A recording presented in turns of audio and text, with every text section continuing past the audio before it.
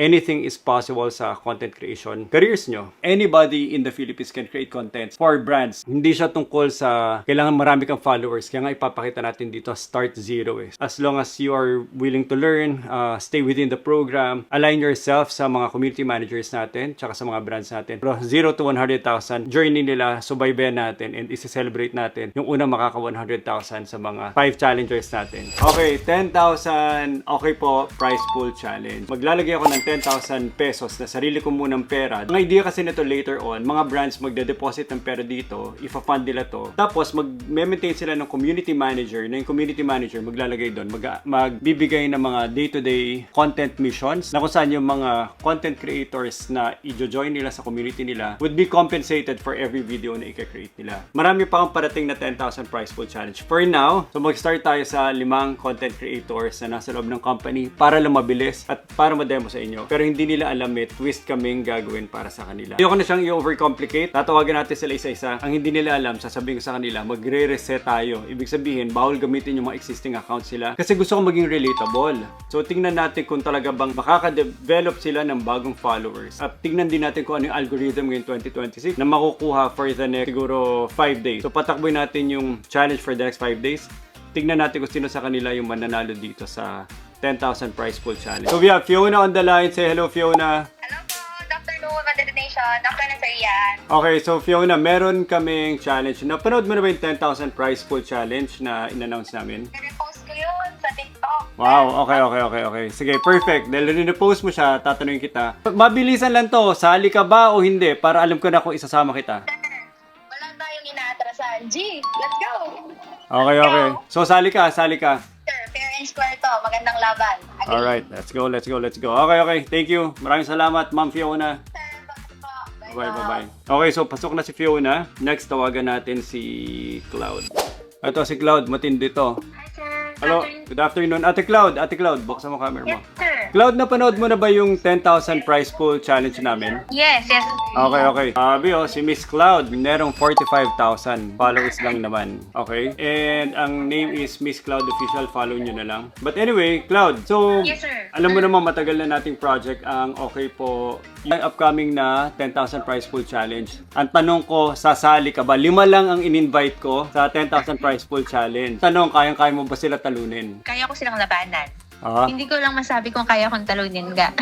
Kala ko sasabihin mo, hala, it's unfair. Kalaban nila ako, lugi sila lahat sa akin. Hindi. And last challenge para sa Cloud. Last challenge. Yes, sir. Okay. Ang labanan na to, katuwaan lang to. Ang labanan dito, bagong TikTok account. 0 followers ang simula. Ano masasabi mo doon? Well, tama naman yun, sir. Agree ako doon. And actually, challenge din yun. Especially right now, ang dami na rin ka-create ng content. So, talagang very interesting siya. So, go! Game, sir, game. Okay. Last message mo. Ano message mo doon sa mga kalaban mo, Cloud? Good luck sa kanila. Sige. Thank you po. Okay, Thank Cloud. you, sir. Alright, bye-bye. Okay, now on the call, si Rose. Say hello, Rose. Hi! Hello, sir. Hi, everyone. Okay, so kung gusto niyo i-follow si Rose lang naman ay may 32,000 followers sa TikTok. Kaya kita tinawagan kasi napanood mo ba yung okay po 10,000 prize pool challenge natin? Yes, sir. So, syempre, ang tanong ko lang naman napakasimple. Umuo na yung mga nauna kong tinawagan. Ang tanong ko sa'yo, kung isasama kita, lalaban ka ba? G, sir. Lalaban ako. Yan, okay. Sige, good. O ano, game ka o atras ka dahil 0 followers ka ulit? G, sir. Game na game. Let's go. Bye, sir. Hello. Bye-bye. Let's go.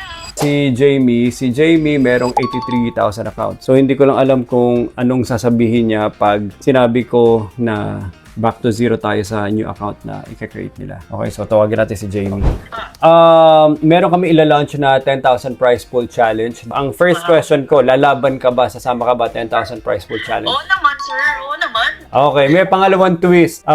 Hindi pwede gamitin ang TikTok account mo na meron. Lahat kayo magsisimula sa bagong TikTok account. So ililista na kita, bibigyan ka namin ng further details, pero Okay. abangan nyo na yung mga upcoming mechanics. So, very exciting to. 10,000 prize pool challenge. Gusto ko nga yan, sir.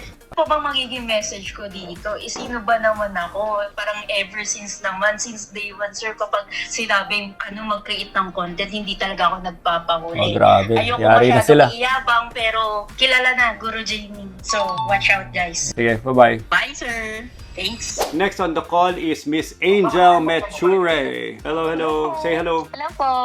Okay, so si Angel, talent specialist for SP Madrid. At siya lang naman ay merong 52,000 followers sa TikTok. Follow nyo na lang. Miss Angel, so very simple lang ang tanong ko. Nakita mo na ba yung 10,000 prize pool challenge na linaunch natin isang araw? Yes sir, nakita na po. Okay, so simple lang ulit din yung next yung question. Ikaw ba ay lalaban? Lalaban. Lalaban ka? Lalaban ko, Okay. syempre. Yan. Message ko sa kanila, syempre, hindi ako magpapatalo kasi syempre 2K to per day sir, tama ba? Per day, per 2K week. per day. Per day. Ayan. So syempre hindi ako magpapatalo sa kanila. Yan, okay. Sige, good luck. Thank you, sir. Okay, bye-bye.